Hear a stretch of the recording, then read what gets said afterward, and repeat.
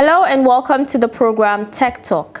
Today on the program, we will be talking about data science with Peter Pablo Okukogu, a data scientist and data science educator. And as always, we'll bring you tech tips. My name is Dorcas Yakubuzala. You're watching Tech Talk.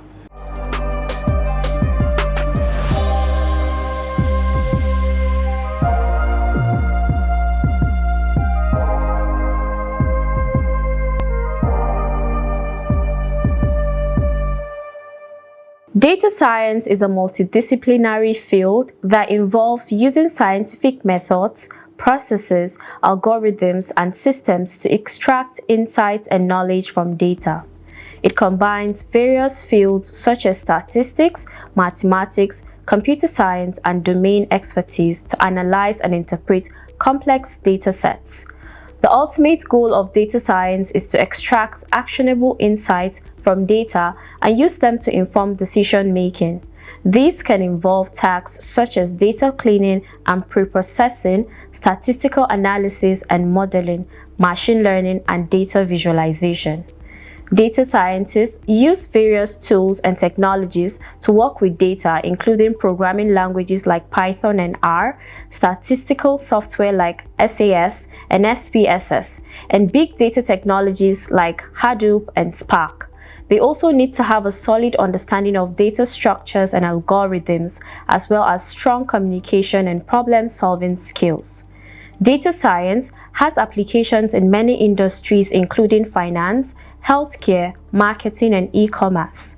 Some common use cases include fraud detection, predictive maintenance, customer segmentation, and recommendation systems. The demand for data scientists in Nigeria is on the rise, especially because many businesses now depend heavily on data and new technologies. To succeed in a data science career, you need to make consistency your best friend. Despite the promise of data science and huge investments in data science teams, many companies are now realizing the full value of their data. In their race to hire talent and create data science programs, some companies have experienced inefficient team workflows with different people using different tools and processes that don't work well together. Without more disciplined, centralized management, executives might not see a full return on their investment. This chaotic environment presents many challenges.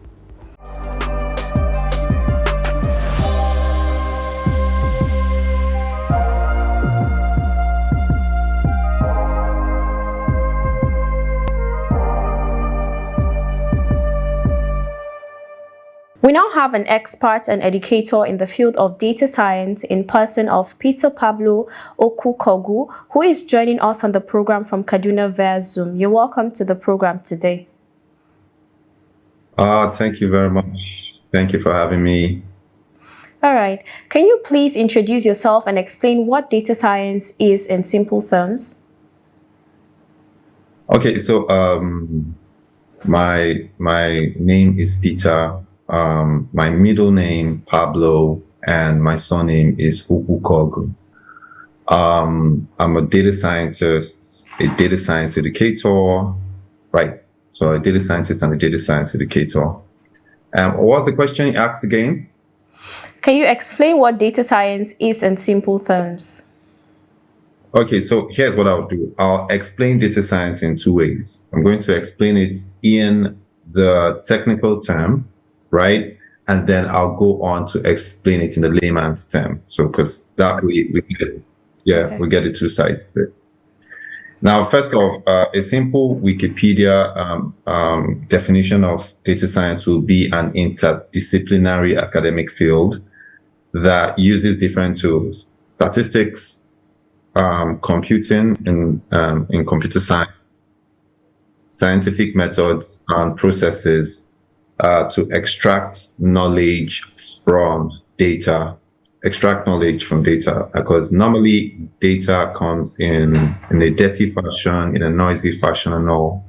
Now, the underlying application for this makes it easy for us to solve problems in areas like health and all that. Health, commerce, sales, business, all that.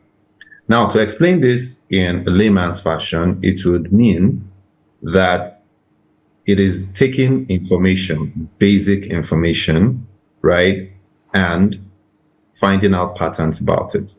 Then if we eventually do that, then we automate how this decision is made. So we can either make decisions ourselves or automate how this decision is made. The science around that is what data science is. So yeah, so that's what it is. That sounds fascinating. Can you tell us about the different types of roles within the field of data science? One of the first basic roles in data science is data analysis, right? Where you collect data and use logical and statistical techniques to make decisions out of it. A second role is data science itself, where you now build algorithms. And or basically build models, and these models basically automate decision making. There's also the business analysis area of data science, where the core focus is on business and making business decisions and building models around business decisions. Also, there's the machine learning engineer or machine learning researcher, which is the role about building algorithms and then researching around those algorithms in order to optimize them for whatever solution you're trying to solve. So yeah.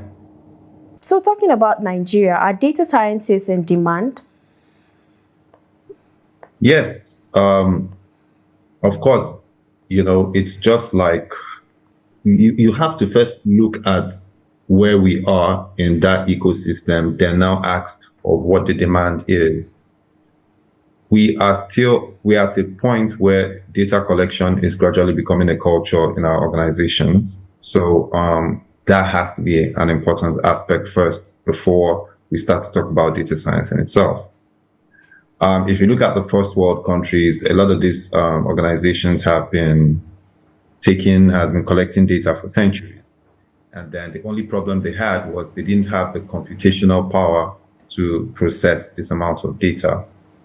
Now, if you come down to Nigeria, we're gradually seeing startups. We're having financial tech startups, from Pockets to Number to one of the very Paystack, Stripes, and all of them. And these are organizations that collect information, they collect data, they have users. And so, yes, it's in demand because sooner or later, and right now, they are basically looking to push for data-driven decisions. They're basically looking to see how they can build algorithms that could work, that could automate a lot of their systems and optimize for speed. So data science is in demand, but the question is, what is the speed of the demand? So it's definitely going to be different from a first world country and a developing country like Nigeria. All right, so aside data science being in demand in Nigeria, just as you said earlier, is data science relevant in the country now? Yeah, it is. In fact, let us drill down to like the state, like Kaduna State, where I am. Under the last administration, of course, the new administration came in a couple of days ago. The last administration had something called a data revolution plan. That the data revolution plan meant that the state was going to be collecting information in different ways, from health to road users to markets, to a lot of things. There were a couple of health sensors held in Kaduna State. And what that means is, the implication of all this means that the data has to be analyzed, right? So Kaduna State has, there's something called the Office of, is it the Office of Reliance? Yeah, which means Kaduna State is going to be collecting data from road, traffics, a lot of things like that. There's also the census that is being collected for primary health care setups and all that. So what does that mean? It means data has to be extracted, transformed, and loaded for decision making. And these three things I mentioned is a huge aspect of data science. So it is so relevant, but you have to make decisions. You cannot make decisions off your head. So it is highly relevant in Nigeria. So using Kaduna State as a case study, you see that moving towards, maybe highly developed states like, say, Lagos State, for instance, it's already a thing. So, yep. All right. How do you think data science can benefit Nigeria? Let's think about stuff like a health census, right? Again, Nigeria is about to have a census. We've not had a census in Nigeria since 1991. That's crazy. That's more than 20 years, right? And collecting population data is so important to figuring out different features that push development. Say for instance, how many out-of-school kids do we have? Why do we have out-of-school kids? What are the features that encourage dropping out of school? What is our unemployment level or unemployment rates? Or why do we have, why is that growing or why is it reducing? What is food security in Nigeria? What is access to food? What is the hunger statistics we have in Nigeria? All these things and more. What is the median age of the Nigerian population? And the median age of the Nigerian population is 18 years old. What is the importance of all this? If you don't understand all these features, then how do you optimize or build for the future? Data science is the way to go. It's the future. It's what it is here right now. So yes, it is. Mm-hmm. Fascinating. How do you see data science evolving in Nigeria? Okay, so I as a data scientist and a data science educator, I also am the director of operations and director of people at Collab Innovation Hub, which is the first innovation hub in northern Nigeria. We are building an ecosystem where we have different pillars. And one of those pillars is talent pipelines. We're building talent pipelines, building social structures and communities around talent pipelines. And we have a data science school, right? Now, it is going to evolve in the sense that we have to start to build this culture of data collections, because we cannot make decisions based off of our emotions or anecdotes. You take, for instance, I asked a question like, has the Nigerian electoral system improved? And when you ask that question, you throw that question out to people, they are angry based on the fact that maybe things don't go their way electorally, and they say, oh, no, it's not. But you can't make decisions that way. You have to make decisions by data collections, by statistical estimations and all. So it's going to evolve. We're going to make decisions. We're going to have to move forward in our economy, in our financial policy, in making decisions like maybe the cashless policy and all that. Data has to be collected. In doing so, our civil service, our companies, our organizations will have to become data science companies, which means in their everyday activity, data collection becomes a thing. Right. So that's how it's going to evolve, because you cannot make decisions in the dark. You have to make decisions by collecting information. And for us at Collab Innovation Hub, we are building that as a culture, which means when people come, we collect information, basic information like, emails and stuff like that can help us understand where they're coming from, how to collect information from them, and ensure we maintain all those kind of, strategic, push towards understanding where they're going, where they're coming from, and what is, obtainable at the moment. So it's going to evolve that way through the different decisions we are making. Mm-hmm. Okay, so what are some of the challenges and opportunities in the field of data science? I like to start off with the one around education, right? Okay. Education is an important aspect when it comes to the challenges being faced. I think our educational system hasn't really come to par with what is expected of learners when learning things like data science, because data science is part of a technological revolution, right? So one of the biggest challenges is the learning process. We have a learning system which I think needs a lot of change and needs a lot of overhaul. It has affected a lot of students, a lot of people, because the way you learn to get into the tech ecosystem is different from how you would normally learn in an educational setup. You have to learn, unlearn, and relearn. You have to have range. You have to read up on extra topics like business, complex systems, and stuff like that. So the greatest challenge is how we educate people for the future, right? And that has to change. I think hubs are going to play, innovation hubs especially, are going to play a huge role in changing the way people think about learning. So I think for me, the greatest challenge of data science in Nigeria is going to be how we learn, because so much is rooted around foundational learning, foundations like statistics, computing, mathematics, analysis, and then thinking and acting towards the future of work. So that's one of the challenges we will probably be facing. All right, so what about the opportunities in the field of data science? I mean, the opportunities are so much. Let us first of all start off with the educational side of things.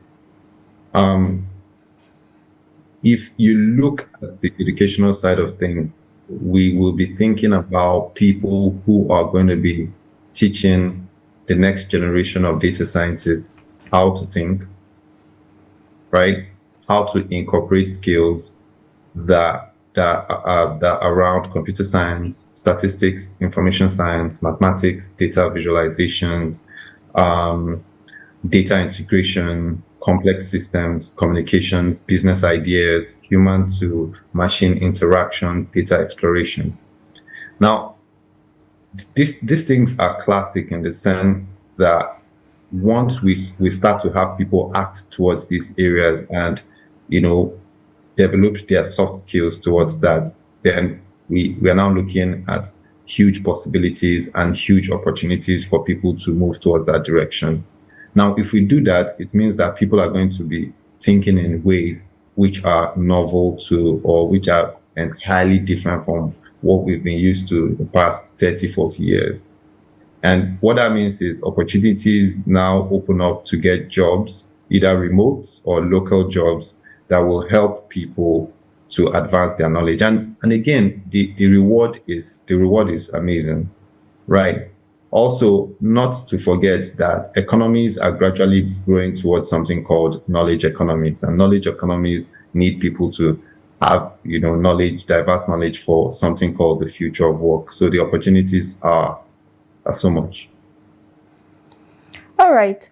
What do you think the Nigerian government can do to solve these challenges so as to take advantage of numerous benefits of data science to improve the country?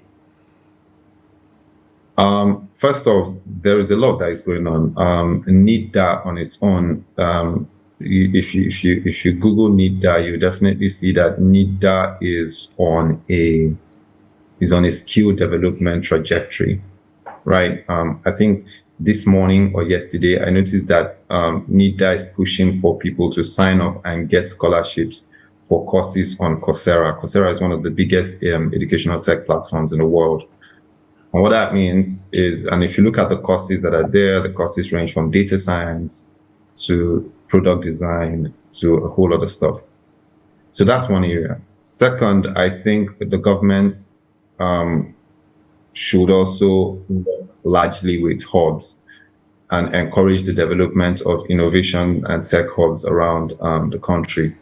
What that means is you now have pockets and buckets of places where individuals are seated with infrastructure like good internet, you get me, and easy access to these hubs to ensure that they are sitting together and they're learning together. And when people sit together and learn together, then creative things happen. That's what you call serendipity happens.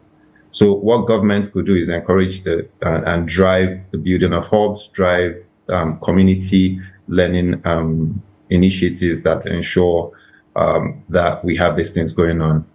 One other interesting thing government should do is to encourage collaboration, interstates, intrastates, intergovernmental collaborations between government organizations, agencies, state organizations, agencies, local agencies, and all that. That way, we don't think of learning in silos, but think of learning through connections. Interesting. So what are the key skills and qualifications required for a successful career in data science? So there is, for me, I always start off with, 3 basic areas, right? There is learning the programming language, which is one. Second, picking up statistics. Statistics and maths is 2. And again, people have to, do away with this idea that statistics and mathematics is something that cannot be learned. It can be learned. What we just need to do is encourage the philosophy around everything we're learning. And then people can start to see that there's an idea behind it. So we have learning a programming language, and one very popular programming language for data science is Python programming language. Of course, there's R, which is also a thing. Then statistics, and then data analysis. These 3 areas, I think, are a very simple roadmap to start off when trying to learn. Also, people need to pick up foundational knowledge. It's important to take time out to learn it. And people should stop doing stuff like, after 3 months, they want to know. No, it takes time. We're talking on average 3 to 4 years of consistent learning. So, yeah. Okay, what are the ethical considerations of data science? Data collection and data privacy. So, for the most part, a lot of people take for granted the kind of information that is collected about people or collected on people. For instance, you're collecting people's names and emails. That means you basically collected information that is congruent to somebody creating a profile online, right? If you now add phone numbers to that, then that's huge, because you have now collected an information where somebody, you can say, okay, if you're going to collect 2-factor authentication on store or try to, verify yourself, then you've collected 3 very delicate information about people. So the ethical side of things is understanding what should be collected, understanding how the data should be stored, and how important it is to store this data and ensure that the security data collection is paramount. Also, this is where data governance comes in. Data governance is an area that, that prides itself around ensuring that there's safety of data collection, there is ethics put forward when collecting, and then the security of this data collected to ensure that people's future are secure, because data is actually tells a lot about people. All right, thank you so much for joining us on the program today. You are highly welcome. Thank you for having me. All right, bye-bye. We'll go on the short break, and when we return, we'll bring you tech tips. Stay with us.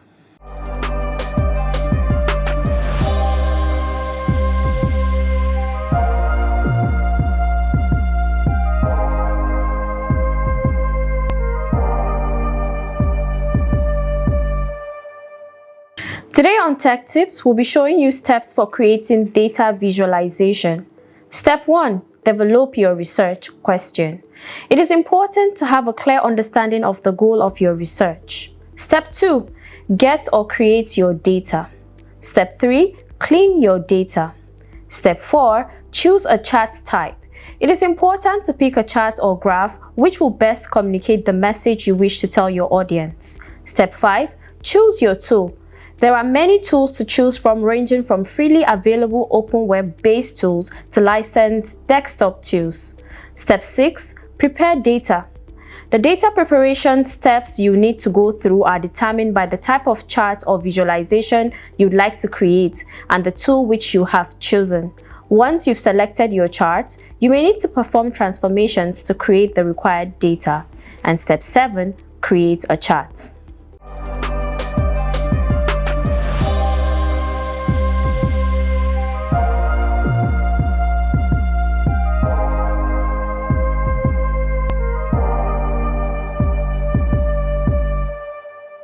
And that's how we wrap it up today on Tech Talk. Don't forget to follow us on all our social media platforms. Join us next week, same time, same station, for a fresh edition of the program. I am Dorcas Yakubuzala. Goodbye.